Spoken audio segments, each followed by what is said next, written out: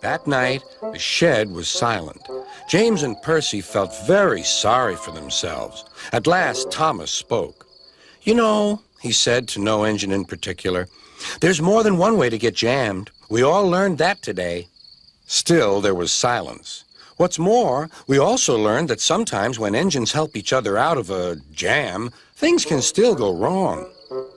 "So," said a voice, "so, that means we learned a lot today, and therefore..." Then came a chorus. "We're really useful engines after all."